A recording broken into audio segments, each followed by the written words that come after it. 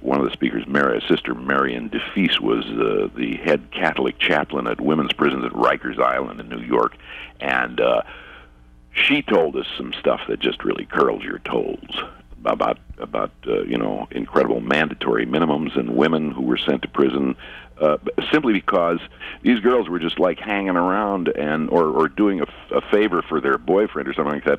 They get turned in and they get 20 years. Well, sure, they're the ones that take a phone message and not realize that they have just become part of this major conspiracy. Well, she told us one story, a young girl who was on the street, guy who was in terrible shape and shaking and so forth, and a junkie asked her if she knew anywhere he could buy drugs, and she said, I don't know.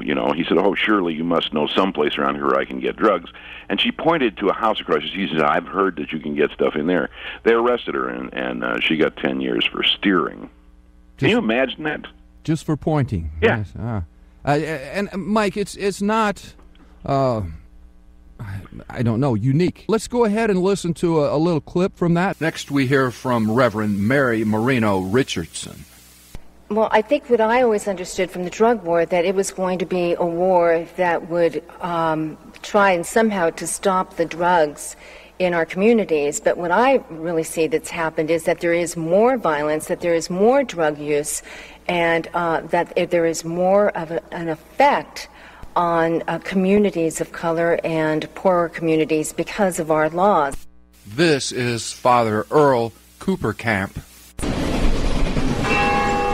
The longer we live in situations of injustice, the more we're willing to concede, the more we're willing to compromise. And that's why I think it's so important for us as both religious leaders, as members of congregations, to resist any sort of complicity, any sort of willingness to go along with this, because I think that ultimately really compromises our life of faith and our own morality. This is Rabbi Michael Feinberg. I'll start with a provocation, and that is that I would say arguably that the war on drugs has caused as much devastation to communities around this country, particularly low-income communities, as the drugs themselves. Okay, it's a much longer clip. I wanted to share that with you to kind of give you the flavor of what this is about. Mike, there are many, hundreds, perhaps thousands of religious figures across this country that have taken another look at this drug war and are calling for a change, right? Absolutely, Dean. These